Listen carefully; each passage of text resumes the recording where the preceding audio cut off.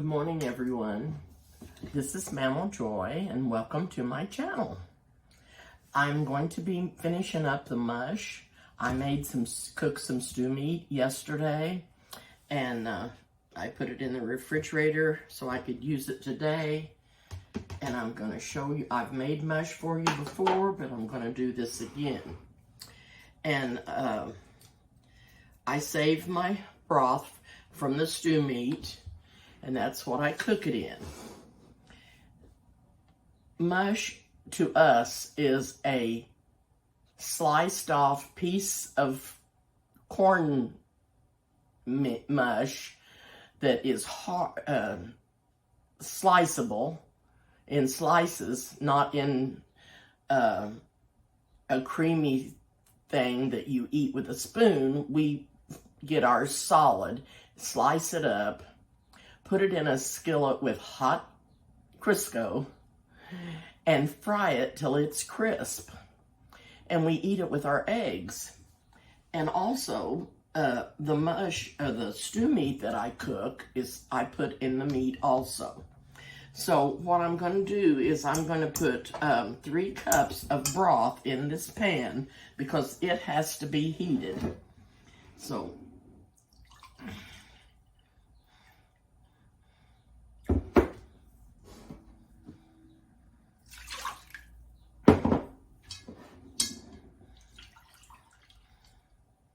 and hopefully I have enough broth. If not, I'll have to make some with some bouillon because I want it to have a good flavor. And the meat makes it have a good flavor, the mush. A lot of people just cook it in water, and that's fine if that's the way you like it. We don't care for it that way. Then I'm also going to need 2 cups of cold broth.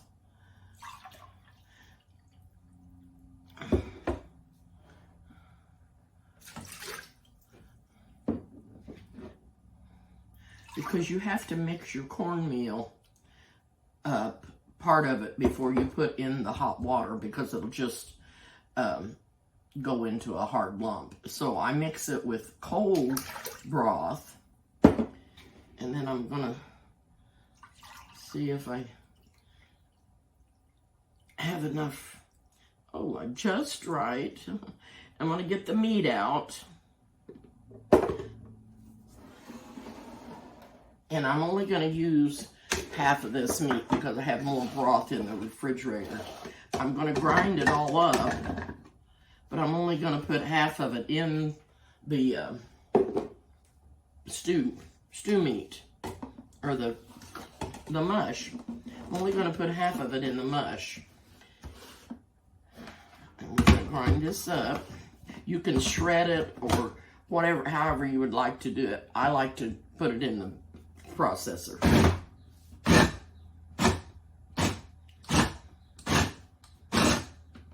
And I cook this about 3 or 4 hours on low,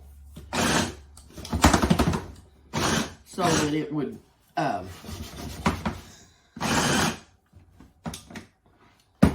be tender.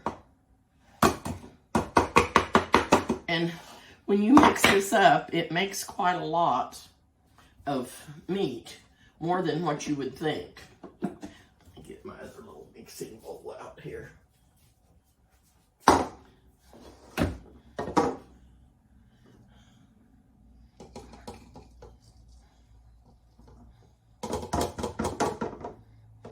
So you measure the meat after you have ground it up. You don't put a cup of the cooked stew meat in there before you grind it, or it would take all of it to make a cup. But I use a half to 1 cup of the ground stew meat. Get the half cup and start with that. And then that leaves me enough of the stew meat for the next batch. Okay.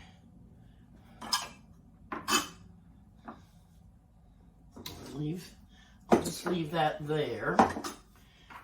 And I won't put this in until this gets hot. And also I'm going to add a teaspoon of salt to the broth. I'm using real salt. I have told you about this before. It's ancient fine sea salt that is mined in Utah. And it was found in an underground cave that the Ice Age had covered up. And it's got several trace minerals in it. It's really good for you. You can order that online, I think. I got that at the grocery store. And they did have it, so your grocer may have it. Okay, I'm going to take this over and put it on the stove and turn the light on. And get it going.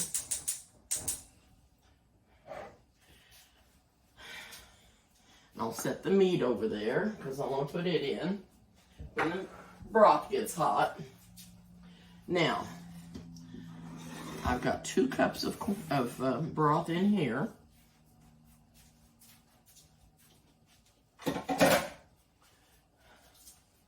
And I'm going to add,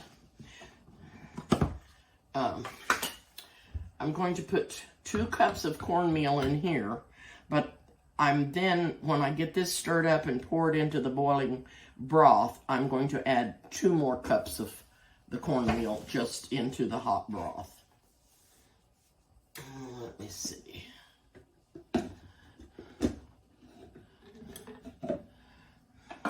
I usually don't measure all this out. But I'm trying to show everybody what I'm doing, because I'm going to put 2 cups of cornmeal in here, and I hope I have enough white cornmeal. I always use white cornmeal for my mush, and white cornmeal seems to be hard to find. Okay, there's the 2 cups there. I'm going to put 2 cups in here. And if I don't have 2 cups, I'm going to have to add some yellow cornmeal. Whoop! And I tell you, I don't use self-rising cornmeal, but I do have some white that's self-rising. I think it's white. It is. And if I need extra cornmeal, I am going to use some of this, because there won't be that much to make it raise up.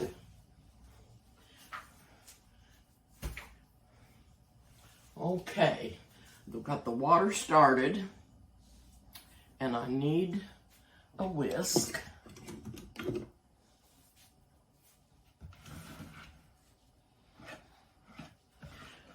I'm just going to stir this cornmeal here up, and it'll be ready. You have to keep it stirred when you get ready to pour it. Make sure it's still stirred up, and stir it as you pour into the broth.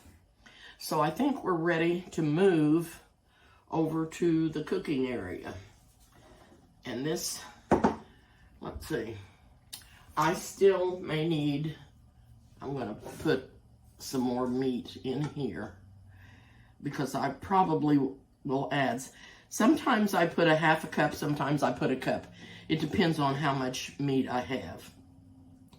So I've got enough to have another cup for my other batch of mush.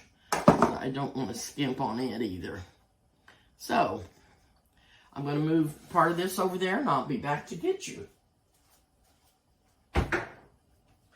It's we've been getting some rain the last couple of days, so I'm real happy about that. And I think it's going to rain around noon today. So I'm going to move you over to the cooking area. Okay, the water is boiling, and I have a pan that I'm going to put the mush in, and I sprayed it. It's a loaf pan. So I'm going to stir this cornmeal again. But see how it just kind of settles, and you have to keep it stirred up. I'm going to put the meat in. I'll see if I think that's enough.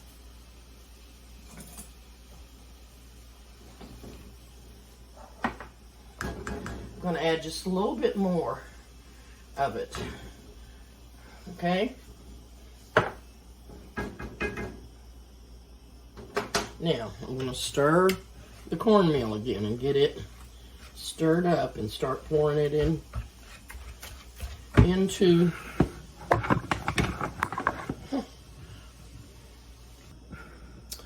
okay, I've added the cornmeal in there that was in the pan. I'm going to start adding the rest of the cornmeal a little bit at a time.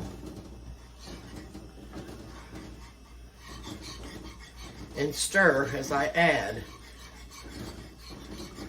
Because if I don't, it will lump.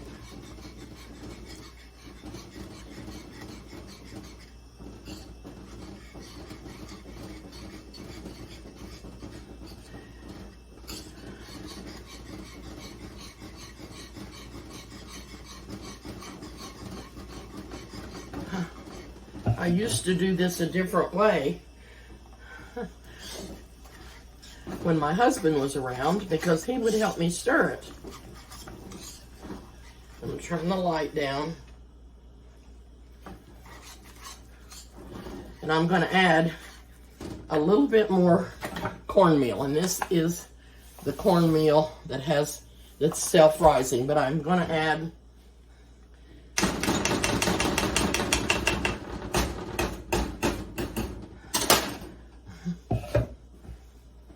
a little bit more, because I want this cornmeal to be nice and stiff.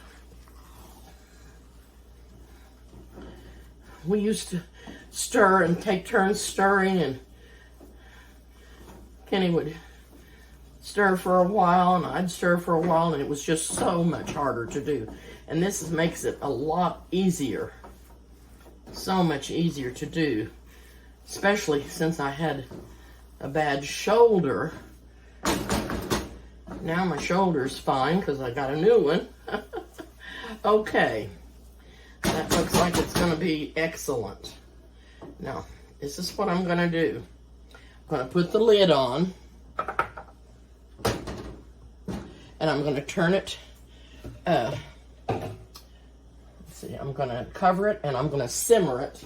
Put it on simmer for 5 minutes.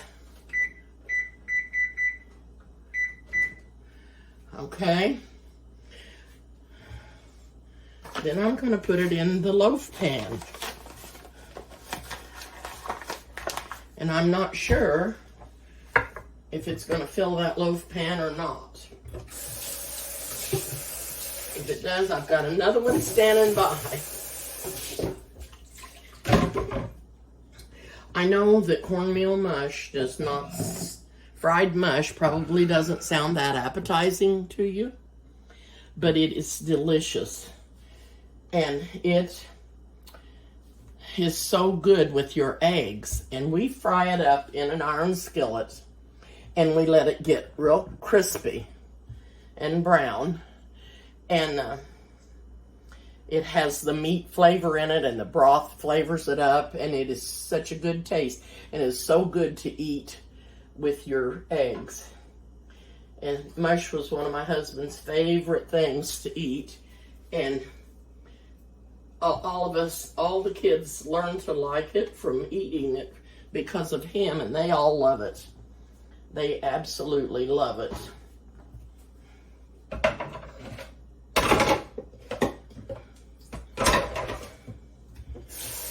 And I don't make it as much as I used to because I don't have many people here for breakfast. But I just get hungry for it. And I thought, I'm going to make some more mush. And if you want to watch me make it, you can. And I'm glad that you will if you do.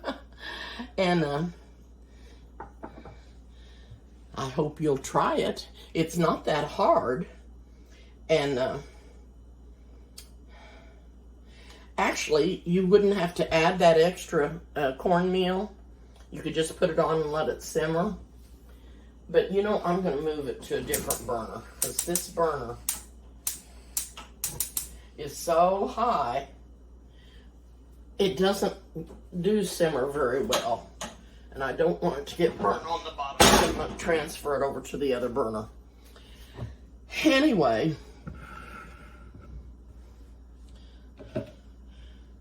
it's very, very good and tasty. And you would, like I said, you wouldn't have to put that extra cornmeal in there. I do that because Eric likes it thicker. He likes it to be thicker. And because when I used to make it, we just kept pouring cornmeal in and stirring and stirring and kept pouring cornmeal in and stirring it. To me, this is a much better way. But Eric likes it thicker with the cornmeal, so that's why I added more. And he's going to get some of this, so. And it doesn't take long to do that. And we'll be putting it in this loaf dish. Get the camera down here.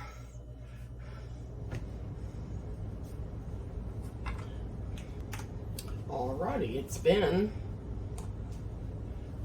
5 minutes. Move this over here.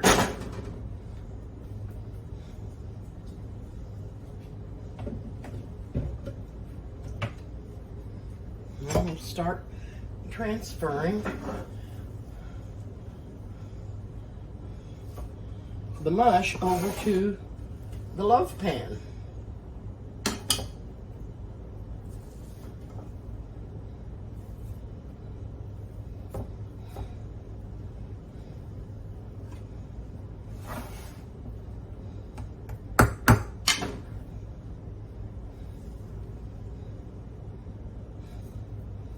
Now I could make this a lot fuller to the top, but it makes the other pan not have as much in it. But I'm gonna try to do that. Use the other pan, and maybe just put it in half of the pan. I'm just dropping it everywhere, because it's really too much for just this one pan. Okay, now this is what you do. I'll spray the other pan.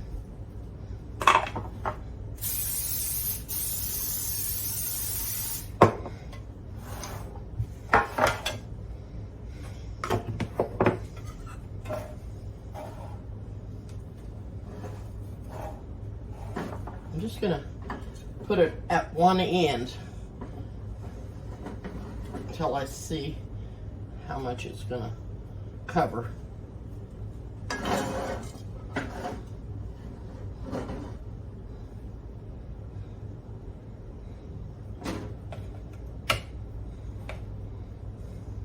Like I said, a lot of people, not most people, but a lot of people, when they make mush, they make it soft like cream of wheat or grits, and they eat it that way with a spoon. And some people do fry it, but they don't fry it crisp, and it just is made with water, and they don't it doesn't really have that much flavor, but then they put syrup over it. But that's not ever how we ever done it. See what I'm doing? I'm just using part of the pan, because that way It just isn't quite enough. Now, what I do is I take one of the pans and put it inside the other one and press down.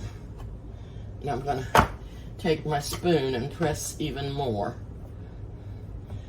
because you want it to be packed down really good so it will slice.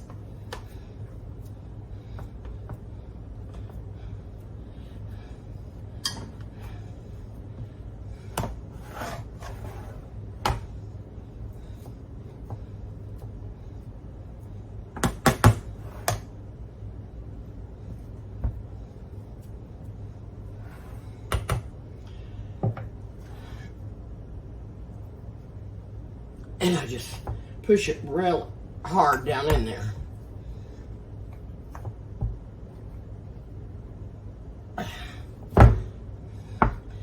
And then we put it in the fridge to cool it down. And when it gets cool, we slice it and fry it.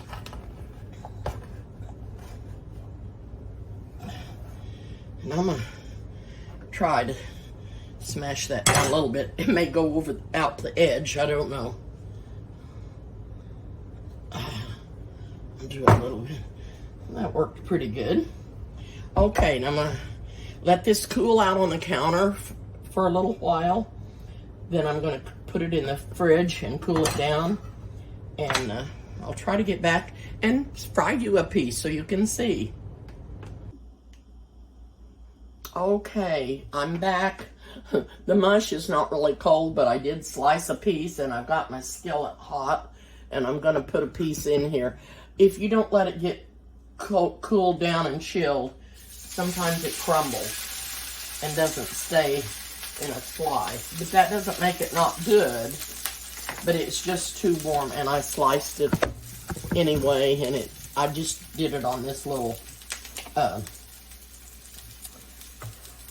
piece that I had, and I used a serrated edge knife, but it's just too warm. It's just too warm, but I wanted to cook you a little piece so you could see.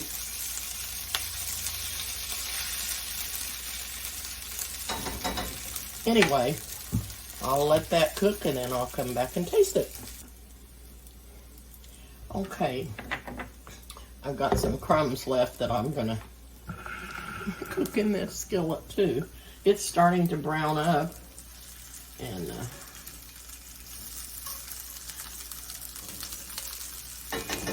what I would do is cook me an egg over here and have me an egg with this. And whenever we get it cooked up, we like to put butter on it too. So we usually do that. Like I said, I'm pretty sure I did a mush video, fried mush, but I don't know if people even looked at it, because they probably thought, "Ooh, fried mush, that doesn't sound good." But it is. It's very good, very, very good. And I think it's getting ready to storm here. I was going to run to the store and get me some more cornmeal, if I can find it. Like I said, white cornmeal, for some reason, is hard to find around here. It's just very hard to find. And you can use yellow cornmeal. I just prefer the white. I liked it better. It seems like it's a little finer and not as coarse as the yellow. And that's what we've always used. My stove, or range, or whatever you want to call it, is not level, because the grease always goes to the back of my pan, and I'm afraid to pull this out from the wall, because I might pull the gas lines loose or something. I don't know. I sure wouldn't want to do that. Surely I wouldn't. Can you see how nice and brown that is? And you can get it as brown and as crispy as you want it, or you can leave it not quite so crispy. I think Eric likes his not quite so crispy.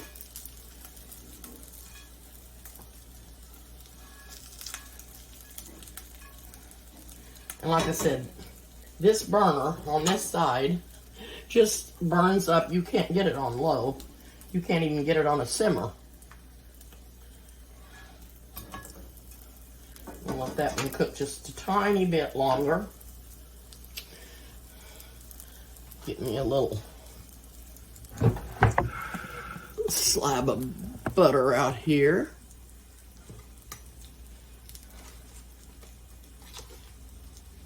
Like I said, we just put a little, and you don't need it. We just do.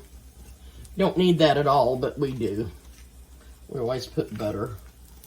Smear some butter on it.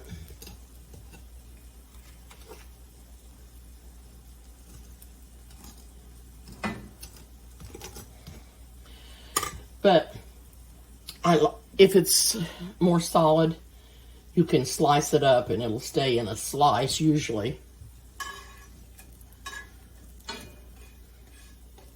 And if you cut it thicker, then it's really crispy on the outside, but yet it's soft on the inside. But if you slice it real thin, you just have a lot of crunch. It's just whichever way you would rather have it. Turn that off. Slide him back. And I'll put a little dab of butter on him while he's getting cool. Oh dear.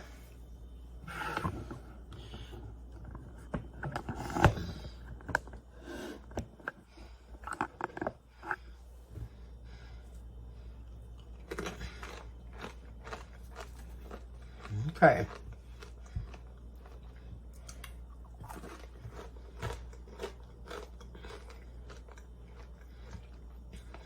You can hear the crunching.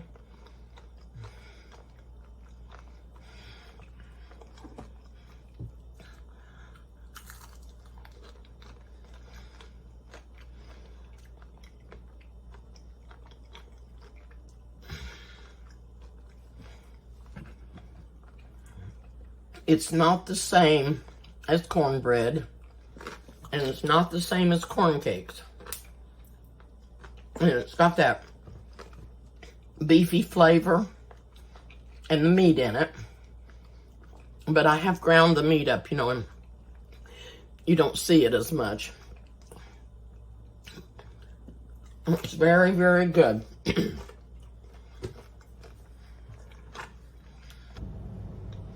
Okay, I've about got this all ate up.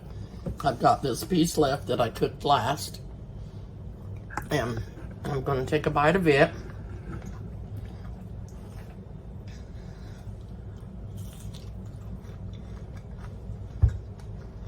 See how it's still soft in the middle.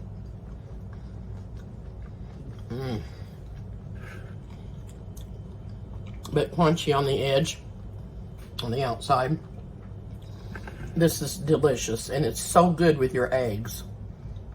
I'm not kidding.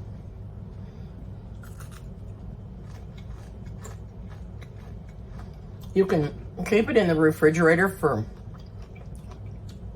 2 or 3 days, but if you're like us, it won't last that long. Excuse me for talking with my mouth full.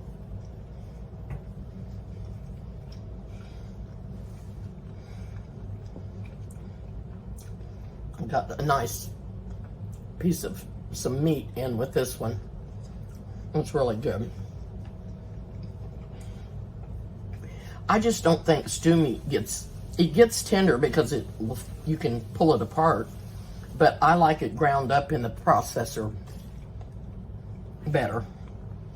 Anyway, I just wanted to show you the mush again, and maybe some of you had not watched that, and hopefully you will try to make some. It's really good, and it's not that hard to make, but it used to be real time consuming because, like I said, we used to put just gobs and gobs of cornmeal in the pan, and we just kept stirring until we couldn't hardly stir it any longer. And I couldn't do that.